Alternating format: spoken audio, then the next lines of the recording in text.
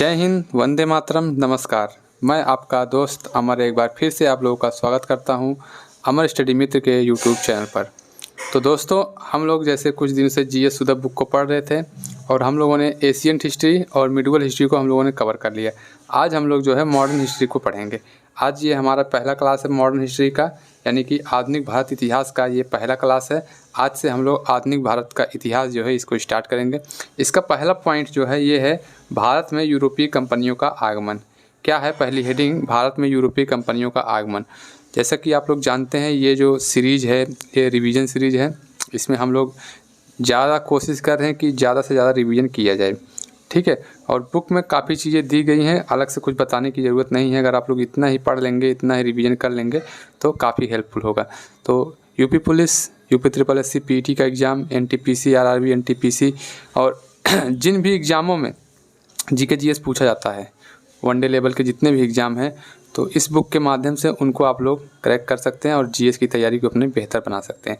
तो आइए स्टार्ट करते हैं। भारत में यूरोपीय कंपनियों का आगमन क्यों होता है? भारत में यूरोपीय कंपनियों का आगमन, इसका क्या कारण था, इसके बारे में हम लोग देखते हैं।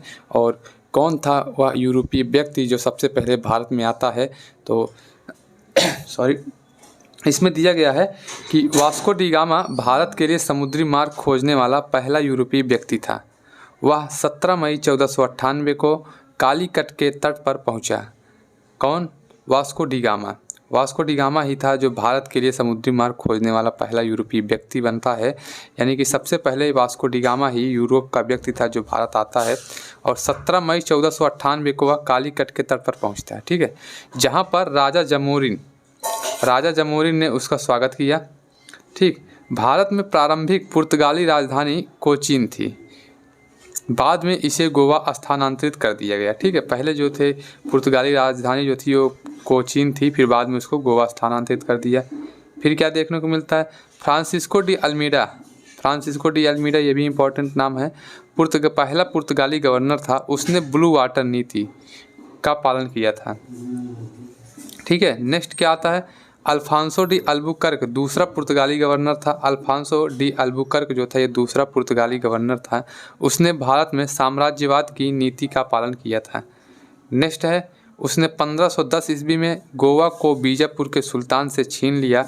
बाद में इसे पुर्तगालियों ने अपनी राजधानी बना ली। देखिए क्वेश्चन आता है कि जैसे देता है, ये तो है नहीं कि भारत में सिर्फ पुर्तगाली आए थे, डच भी आए थे, अंग्रेज़ भी आए थे, फ्रांसीसी भी आए थे, स्पेनिश भी आए थे, तो कई जगह के लोग आए थे। तो काफ़ी क्वेश्चन ये भी बनता है कि इनको क्रम में बैठाइए कि कौन पहले आया था या क्रम में किस तरीके से मतलब इनका शासन स्थापित हुआ था। इस तरीके के भी क्वेश्चन पूछते हैं। तो सबसे पहले जो भारत में आए थे विदेशी, उसमें सबसे पहला नाम पुर्तगाली का निकल के आता है। कौन? सबसे पहले पुर्तगाली आए थे। पुर्तगाली में कौन? वास्को डी गामा, ठीक है। सबसे पहले पुर्तगाली लोग आए थे। एक ट्रिक है, PDADF, ठीक है।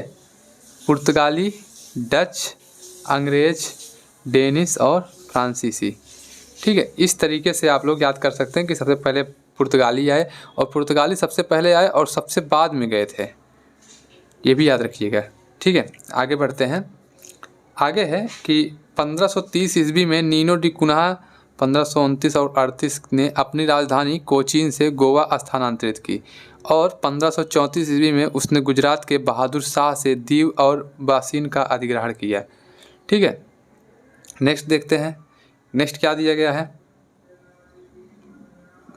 नेक्स्ट है, इंग्लैंड के चार्ल्स द्वितीय को 1661 ईस्वी में पुर्तगाली राजकुमारी से विवाह करने पर पुर्तगाल के राजा ने दहेज के रूप में बम्बई प्राप्त हुआ। देखिए शादी तो इंग्लैंड में हो रही है, चार्ल्स द्वितीय की को मतलब पुर्तगाली राजकुमारी से शादी हो रही है और यहाँ भारत में पुर्तगाल के राजा से दहेज के रूप में बम्बई प्राप्त हुआ, ठीक है। यानी कि बम्बई पर पुर्तगालियों का अधिकार था।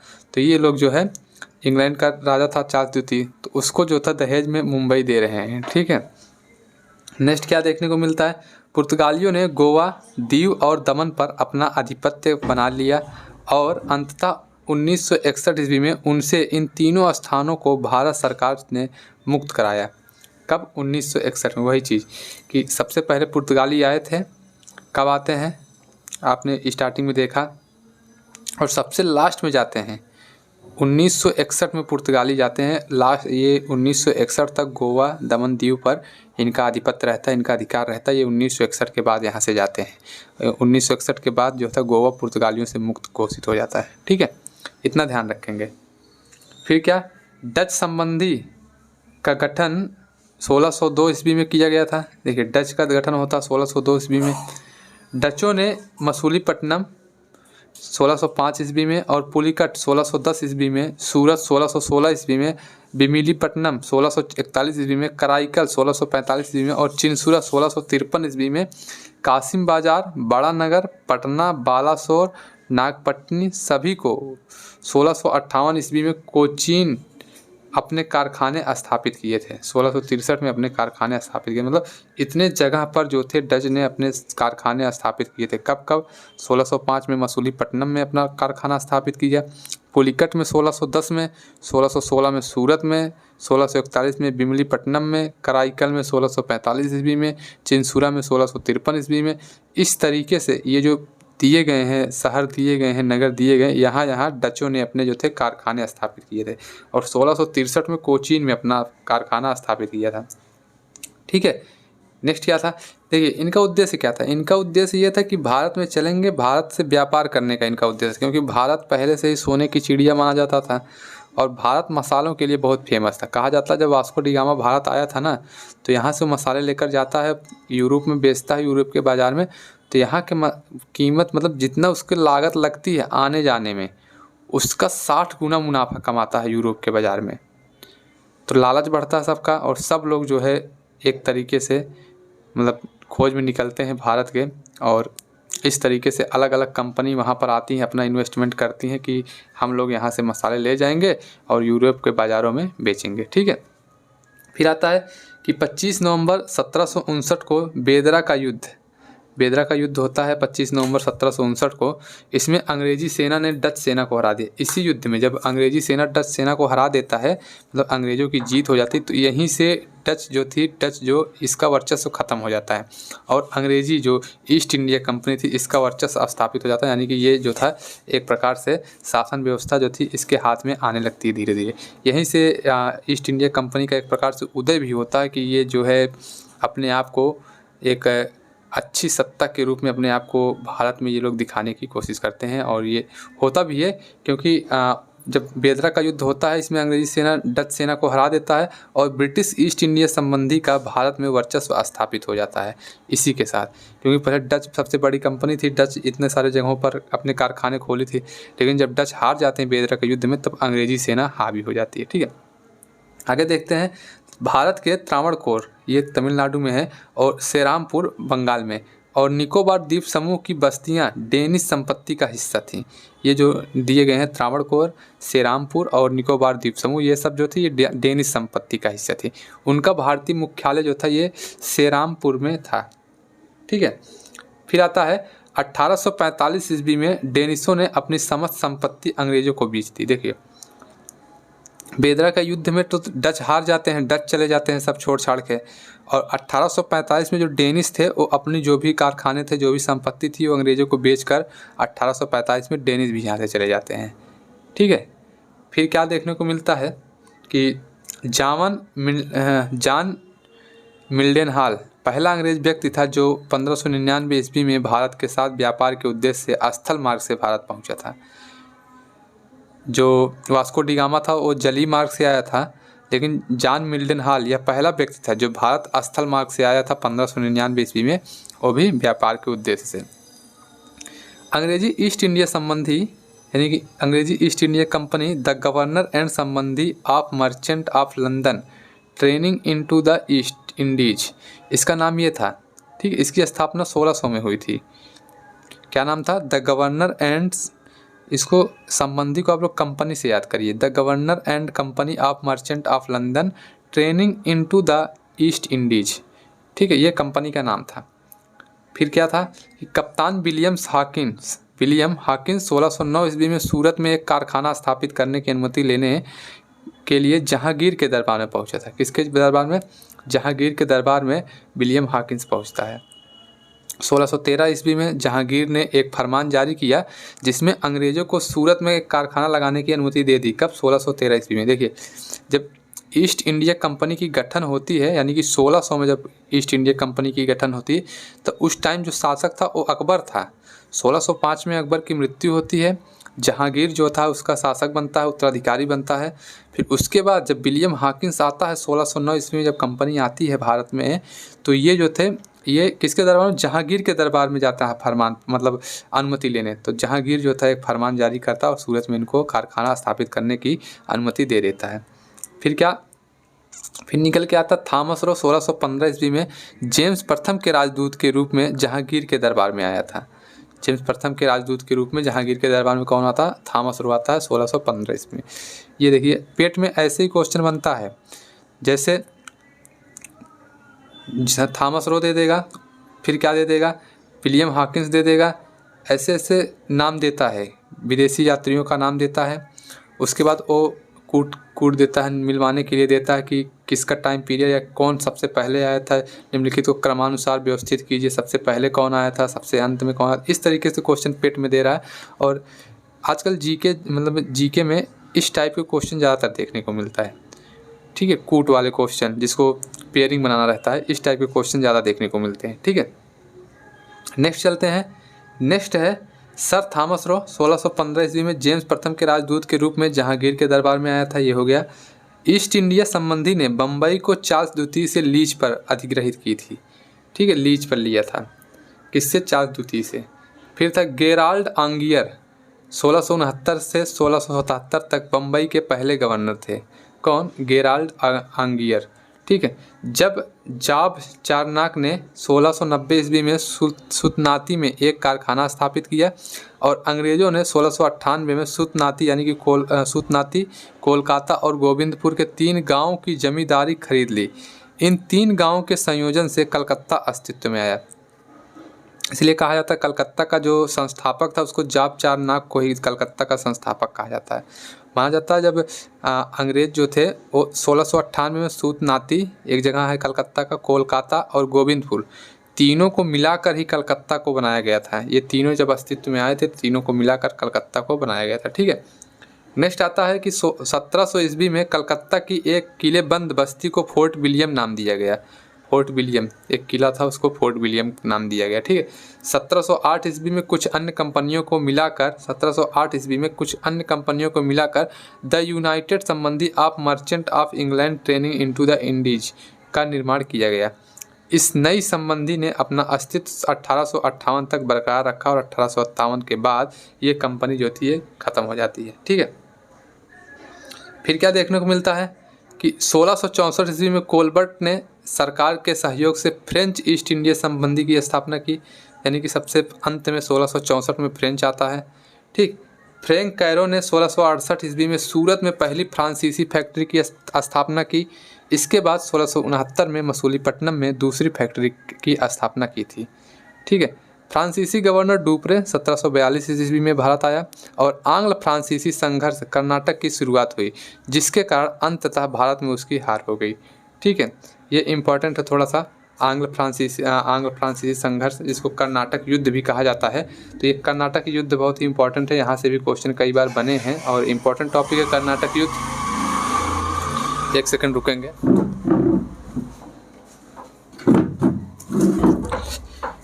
कर्नाटक युद्ध में देखेंगे तो भारत में अपने अपने प्रभुत्व की स्थापना को लेकर फ्रांसीसी और ब्रिटिश ईस्ट इंडिया कंपनियों के बीच संघर्ष प्रारंभ हो गए। अब ये बात थी कि किसका शासन यहाँ पर व्यवस्थित होगा, किसकी कंपनी यहाँ पर रहेगी। सब लोग अपना प्रभुत्व स्थापित करने के लिए, अपना वर्चस्व स्थापित करने के लिए एक दूसरे से लड़ने लगे। अब देखिए 5 कंपनियाँ आ गई थी।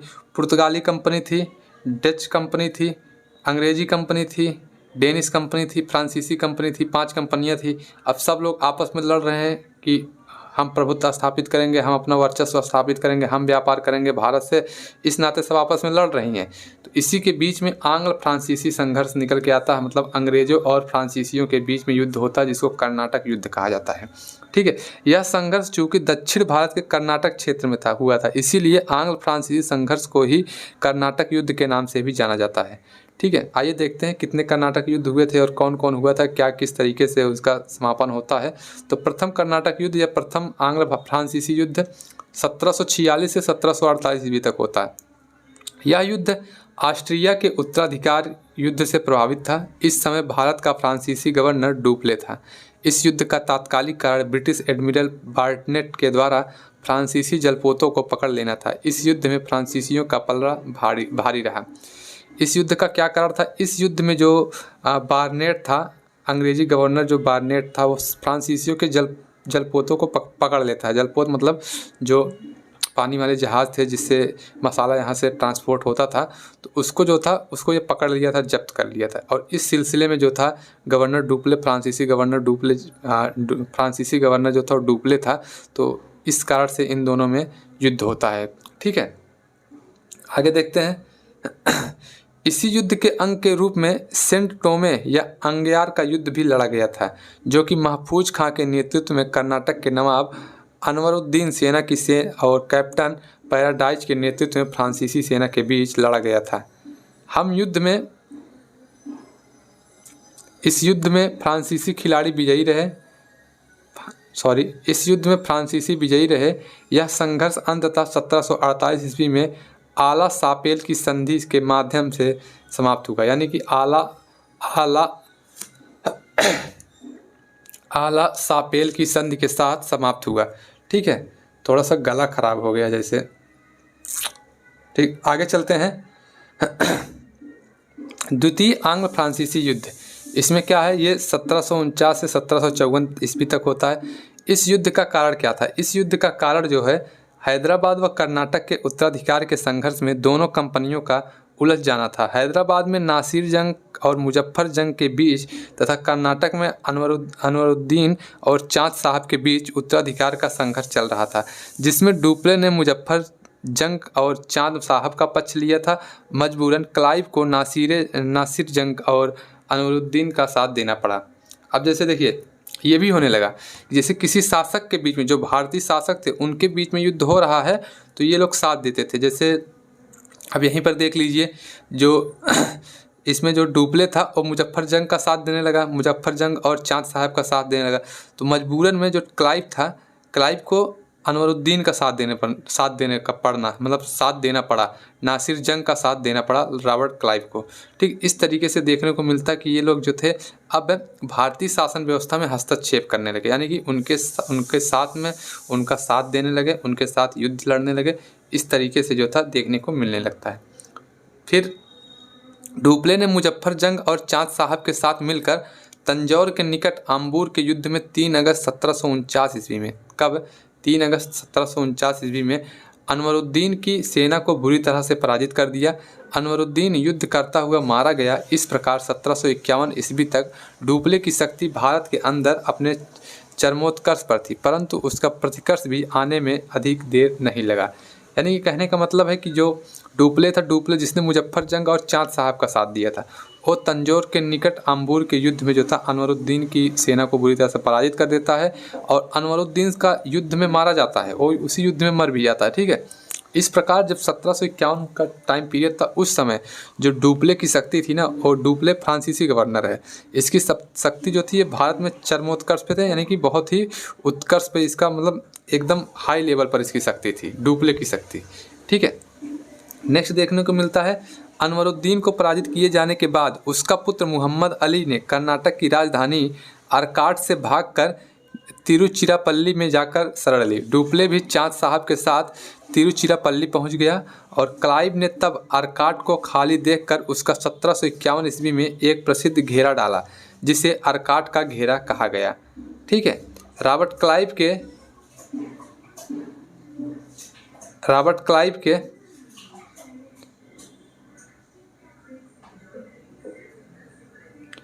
आरकाट देखकर 1700 हो गया, आरकाट का घेरा कहा गया। रॉबर्ट क्लाइव के आरकाट के प्रसिद्ध घेरे ने भारत में डुप्ले के भाग्य का सर्वनाश कर दिया। डुप्ले को फ्रांस बुला लिया गया और उसके साथ गोडेहू को भारत भेजा गया। दिसंबर 1754 ईस्वी में पांडिचेरी की संधि के साथ दूसरा आंग्ल फ्रांसीसी युद्ध समाप्त हो गया। यानी कि पहला कब समाप्त हुआ था? क्या आला संधि के साथ पहला समाप्त होता है और दूसरा जो था ये पांडिचेरी संधि के साथ समाप्त होता है, दूसरा आंग्ल फ्रांसीसी युद्ध। अब देखते हैं तीसरा जो फ्रांसीसी युद्ध है, तृतीय आंग्ल फ्रांसीसी युद्ध या तीसरा कर्नाटक युद्ध है, यह ऑस्ट्रेलिया और प्रशा के बीच यूरोप में चलने वाले सप्तवर्षीय युद्ध है। सप्तवर्षीय युद्ध 1756-1763 ईस्वी में प्रभावित था। इस युद्ध में फ्रांस ने जहां ऑस्ट्रेलिया का पक्ष लिया था, वहीं इंग्लैंड ने प्रशा का पक्ष लिया था। इस युद्ध का प्रभाव भारत पर भी पड़ा और दोनों कंपनियां आपस में उलझ गई। इसी युद्ध के दौरान 1760 में वांडीवास का युद्ध हुआ। 1760 में कौन सा युद्ध हुआ? वांडीवास का युद्ध लड़ा गया, जिसमें अंग्रेजों ने फ्रांसीसी सेना को बुरी तरह पराजित कर दिया। इससे फ्रांसीसियों का भारत में प्रभाव समाप्त हो गया। इसका फ्रांसीसियों का भारत में प्रभाव समाप्त हो गया वांडीवास के युद्ध से। ठीक है। 1763 ईस्वी में यूरोप में अंततः पेरिस की संधि के तहत सप्तवर्षीय युद्ध समाप्त हो गया और इसी के साथ भारत में भी तीसरा आंग्ल फ्रांसीसी युद्ध भी समाप्त हो जाता है। इस तरीके से जो था ढेर सारे युद्ध होने के बाद जो अंग्रेजी कंपनी थी, ईस्ट इंडिया कंपनी थी, वो भारत में अपना प्रभुत्व, अपना वर्चस्व स्थापित करने में सक्षम होती है और सारी कंपनियां यहाँ से चली जाती हैं और अंततः जो थी पुर्तगाली और अंग्रेजी कंपनी, पुर्तगाली कंपनी देखी रहती है, तो ये जो थी ये अंततः यहाँ पर रहती हैं और धीरे धीरे भारत के शासन व्यवस्था में हस्तक्षेप करने लगते हैं और अंततः जो था इनके पास भारत का शासन व्यवस्था आ जाता है। ठीक है। अब हम लोग देखेंगे नेक्स्ट पॉइंट है बंगाल और ब्रिटिश शासन, क्योंकि उस टाइम बंगाल में मुगल बादशाह फर्रुखसियर था। तो इस तरीके से बंगाल और ब्रिटिश शासन को हम लोग पढ़ेंगे। तो इसमें दिया गया है मुगल बादशाह फर्रुखसियर ने 1717 ईस्वी में मुर्शीद कुली खां 1717 ईस्वी को बंगाल का सूबेदार नियुक्त किया था। उसने बंगाल की राजधानी मुर्शिदाबाद को ढाका स्थानांतरित कर दिया था। ठीक है। किसने? मुर्शीद कुली खां ने। ठीक है।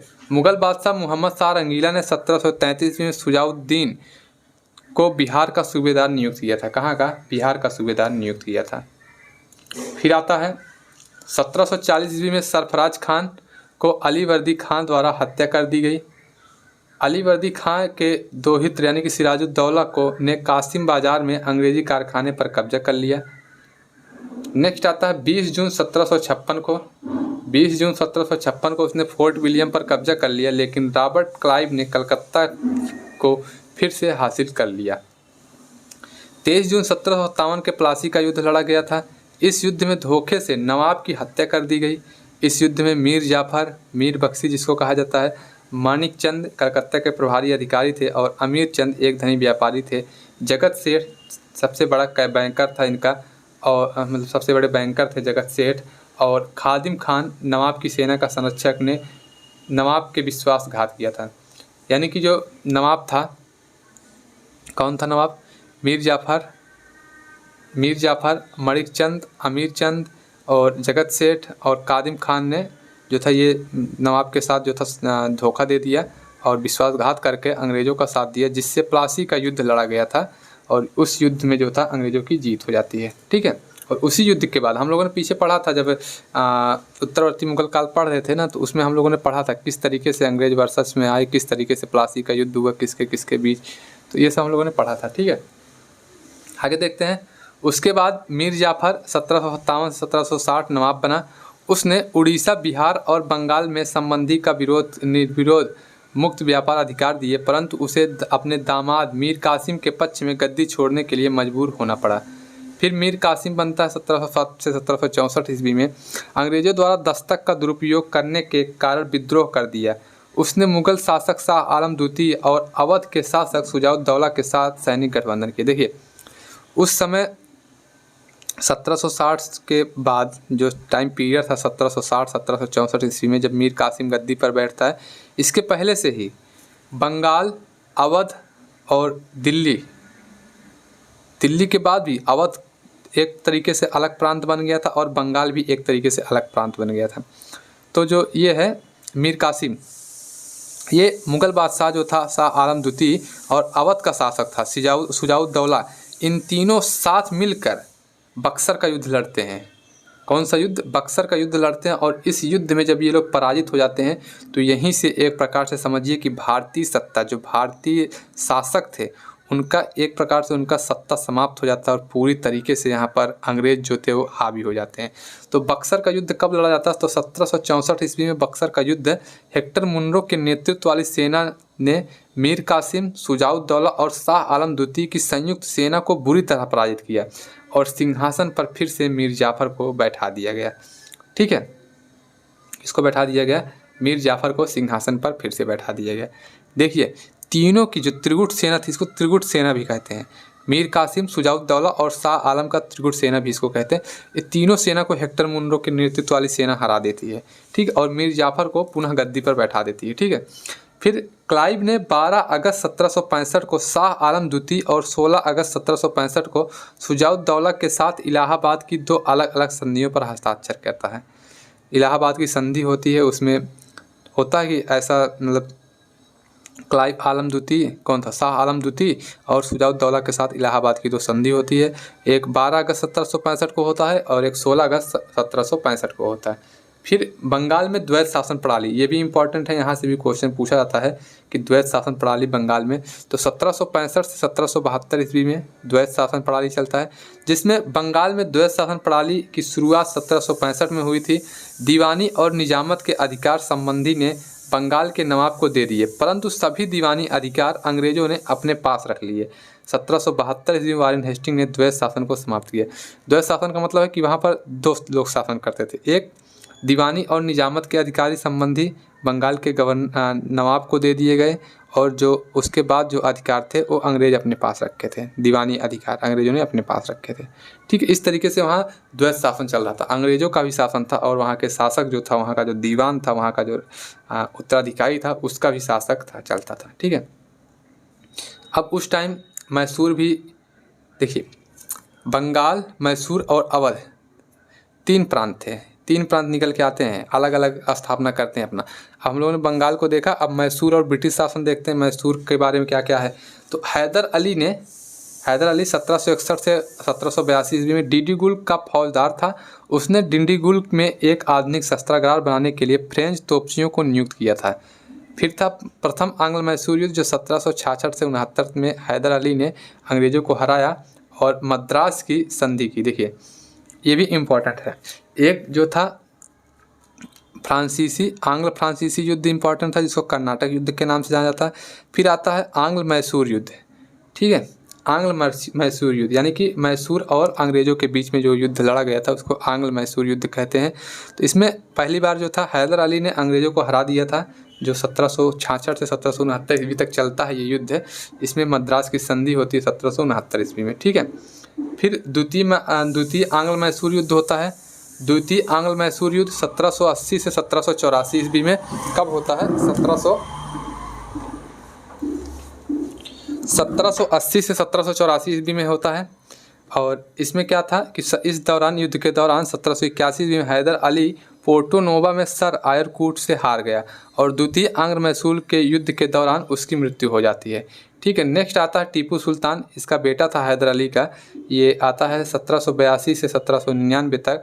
ये हैदर अली का बेटा था। उसने 1784 ईस्वी तक उसने द्वितीय आंग्ल मैसूर युद्ध को जारी रखा। टीपू सुल्तान और अंग्रेजों के बीच संधि हुई, जिसे मैंगलोर की संधि कहा जाता है, जो 1784 ईस्वी में हुई थी, जिससे द्वितीय आंग्ल मैसूर युद्ध समाप्त हो गया। प्रथम आंग्ल मैसूर युद्ध जो था ये मद्रास की संधि से समाप्त होता है और द्वितीय आंग्ल मैसूर युद्ध जो था ये मैंगलोर की संधि से समाप्त होता है। आगे बढ़ते हैं, आगे आता है तीसरा आंग्ल मैसूर युद्ध। तीसरा आंग्ल मैसूर युद्ध 1790 से 1792 ईस्वी। ये श्रीरंगपट्टनम की संधि 1792 ईस्वी द्वारा समाप्त होता है। इसमें ज़्यादा कुछ है नहीं। ठीक है, चौथे आंग्ल मैसूर युद्ध 1799 में होता है। चौथा आंग्ल मैसूर युद्ध, इसमें टीपू सुल्तान मारा जाता है। ठीक है, टीपू सुल्तान जैकबियन क्लब का सदस्य था और उसने अपनी राजधानी श्रीरंगपट्टनम में स्वतंत्रता का वृक्ष लगाया था। क्या था? अपनी राजधानी में श्रीरंगपट्टनम में स्वतंत्रता का वृक्ष लगाया था। ठीक है, आगे देखते हैं। अब आता है पंजाब। पंजाब एक प्रांत था। पंजाब और ब्रिटिश शासन में क्या कैसे था? पंजाब का राजा कौन था? महाराजा रणजीत सिंह पंजाब का राजा था। यानी कि 1792 से 1839 ईस्वी में इनका जन्म जो था 1780 ईस्वी में गुजरावाला में हुआ था। 1799 ईस्वी में उन्होंने लाहौर को अपनी राजधानी बनाया था। उसके बाद खड़क सिंह 1839 से 40 ईस्वी, नौनिहाल सिंह 1840 ईस्वी, शेर सिंह 1841 से 1833 ईस्वी और दलीप सिंह 1843 से 1849 ईस्वी में राजगद्दी को संभाला था। ठीक है, आगे बढ़ते हैं। प्रथम आंग्ल सिख युद्ध 1845 से 46 ईस्वी का अंत लाहौर संधि के द्वारा इसका अंत होता है 1846 ईस्वी में। हेनरी लॉरेंस को ब्रिटिश रेजिडेंस नियुक्त किया गया था और उसने संपूर्ण सत्ता अपने हाथ में ले ली थी। ठीक है, दूसरा आंग्ल सिख युद्ध ये 1848 से 49 ईस्वी के दौरान होता है। डलहौजी ने पंजाब पर कब्जा कर लिया और सर जॉन लॉरेंस पर हमला। सर जॉन लॉरेंस पंजाब का पहला मुख्य प्रशासक नियुक्त कर दिया गया। पहला मुख्य प्रशासक कौन नियुक्त हो गया? तो सर जॉन लॉरेंस। ठीक है, इस तरीके से पंजाब का भी वर्चस्व धीरे धीरे खत्म हो जाता है।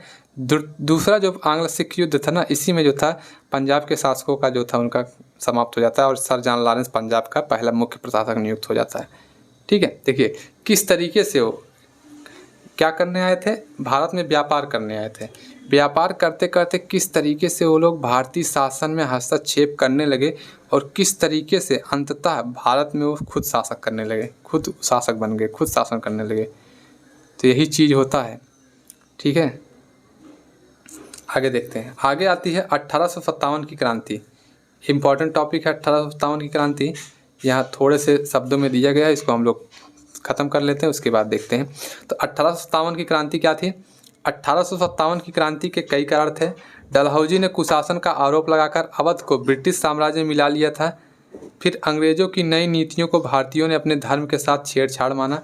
ये तात्कालिक कारण थे 1857 की क्रांति के। ठीक है, भारत के उद्योग धंधे नष्ट हो गए थे और अंग्रेज़ों ने उच्च कर आरोपित किए थे। भारतीय सैनिकों के साथ यूरोपीय सैनिकों की तुलना में बुरा व्यवहार किया जा रहा था। चर्बी लगे कारतूसों का उपयोग करना विद्रोह का तात्कालिक कारण था। ये सब इसके कारण थे। इसी कारण से जो था 1857 की क्रांति होती है। 1857 की क्रांति 10 मई 1857 को मेरठ छावनी से हुई। 29 मार्च 1857 को मंगल पांडे नामक एक सैनिक ने बैरकपुर छावनी में गाय की चर्बी मिले कारतूस को मुंह से काटने से स्पष्ट मना कर दिया। मंगल पांडे ने सैन्य अधिकारी मेजर सार्जेंट तथा लेफ्टिनेंट बाग की हत्या कर दी, गोली मारकर हत्या कर दी। और मंगल पांडे 34वीं रेजिमेंट का एक सैनिक था। ठीक है, ये भी क्वेश्चन कई बार पूछा गया है कि मंगल पांडे किस रेजिमेंट का हिस्सा था, तो 34वीं रेजिमेंट का सैनिक था।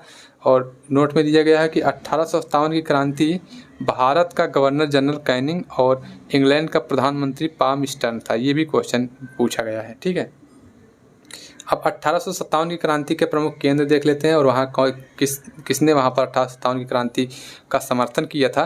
तो दिल्ली में जो शासक थे बहादुर शाह जफर, ये शासक थे, दिल्ली सल्तनत के शासक थे, तो ये वहाँ पर नेतृत्व करते हैं। कानपुर में नाना साहब तात्या टोपे, झांसी में रानी लक्ष्मीबाई और इलाहाबाद में लियाकत अली। ठीक है, आगे देखते हैं। बरेली में खान बहादुर खां, फैजाबाद में मौलवी अहमदुल्लाह और जगदीशपुर कुंवर सिंह और लखनऊ में बेगम हजरत महल। ये सब भी क्वेश्चन पूछे जाते हैं। डायरेक्ट ऐसे क्वेश्चन बनते कि लखनऊ में 1857 की क्रांति किसके द्वारा किया जा रहा था या कौन वहाँ पर नेतृत्व कर रहा था। तो ऐसे डायरेक्ट क्वेश्चन पूछा जाता है कि फैजाबाद में 1857 का नेतृत्व कौन कर रहा था। तो इस तरीके से क्वेश्चन बनते हैं। ठीक है, नेक्स्ट आता है तात्या टोपे का वास्तविक नाम रामचंद्र पांडुरंग था। 1859 ईस्वी में अंग्रेजों ने इन्हें शिवपुरी यानी कि मध्य प्रदेश में फांसी पर लटका दिया था। शिवपुरी में इनको फांसी लटका दिया था तात्या टोपे को अंग्रेजों ने। ठीक है, अब हम लोग बात करते हैं ब्रिटिश भू राजस्व व्यवस्था। ये भी इम्पोर्टेंट है, यहाँ से भी क्वेश्चन बनते हैं। देखिए मॉडर्न हिस्ट्री तो बहुत इंपॉर्टेंट, आपके एग्जाम में जो था मॉडर्न हिस्ट्री का वेटेज ज़्यादा हो गया है। जो मिडुअल हिस्ट्री है, मिडुअल हिस्ट्री से क्वेश्चन कम बनते हैं, मॉडर्न हिस्ट्री से क्वेश्चन ज़्यादा बनते हैं। क्या है ब्रिटिश भू राजस्व व्यवस्था? तो अस्थाई बंदोबस्त को 1793 ईस्वी में कॉर्नवालिस ने बंगाल, बिहार, उड़ीसा, बनारस के जिलों और मद्रास के उत्तरी जिलों में लागू किया था। कौन सा अस्थाई बंदोबस्त? किसके द्वारा? कॉर्नवालिस के द्वारा। ठीक है, इस व्यवस्था के अंतर्गत जमींदार को भूमि का स्वामी माना जाता था और इस व्यवस्था के अंतर्गत जमींदार वे अपने द्वारा एकत्र राजस्व का 1/11वां हिस्सा अपने पास रखते थे, जबकि अंग्रेजों को एकत्र किए गए राजस्व का 10/11वां हिस्सा प्राप्त होता था। ये था अस्थाई बंदोबस्त। कौन लागू करता है अस्थाई बंदोबस्त? Lord Cornwallis. फिर आता है रैयतवाड़ी बंदोबस्त। कौन सा, रैयतवाड़ी बंदोबस्त को बम्बई और मद्रास में लागू किया गया था। यह व्यवस्था मुनरो मद्रास का गवर्नर और चार्ल्स रीड द्वारा लागू की गई थी। इसमें रैयतों को यानी कि कृषकों को कर भुगतान का उत्तरदायित्व दिया गया था। जैसे इसमें बिचौलियों वाला काम समाप्त कर दिया था। इसमें डायरेक्ट किसान जो रहते थे वो खुद से अपना कर जो थे भुगतान करते थे। इस व्यवस्था में फसल के प्रकार और मृदा की गुणवत्ता के आधार पर राजस्व 30 वर्ष से अधिक की समयावधि पर निर्धारित किया जाता था। ठीक है, फिर आता है महालवाड़ी बंदोबस्त। ये भी इम्पोर्टेंट है। महालवाड़ी इस प्रणाली को गंगा घाटी NWFP मध्य भारत के कुछ क्षेत्रों और पंजाब में लागू किया गया था। इसमें गांवों को एक राजस्व इकाई माना जाता था और इस व्यवस्था के अंतर्गत ग्राम समुदाय को कर भुगतान कर उत्तरदायी दिया जाता था। यानी कि ग्राम के पूरे समुदाय को इसका उत्तरदायित्व होता था कि सब लोग मिलकर कर भुगतान करेंगे। ठीक है, इस तरीके से हम लोगों ने आज ये मोटी मोटा काफ़ी चीज़ों को हम लोगों ने पढ़ा और कल से हम लोग बंगाल की गवर्नर जो थे, प्रमुख गवर्नर, उनके बारे में पढ़ेंगे। ये हम लोग कल स्टार्ट करेंगे ये वाला टॉपिक। तो आई होप आप लोगों को वीडियो आज का अच्छा लगा होगा। अगर वीडियो अच्छा लगा है, थोड़ा सा दिक्कत हो रही थी क्योंकि बाहर से आवाज़ आता है, तो अगर आप लोगों को वीडियो अच्छा लगा है तो वीडियो को लाइक कीजिएगा, शेयर कीजिएगा और चैनल पर नए आए हैं तो चैनल को सब्सक्राइब जरूर कर दीजिएगा। मिलेंगे कल, तब तक के लिए बाय बाय, टेक केयर।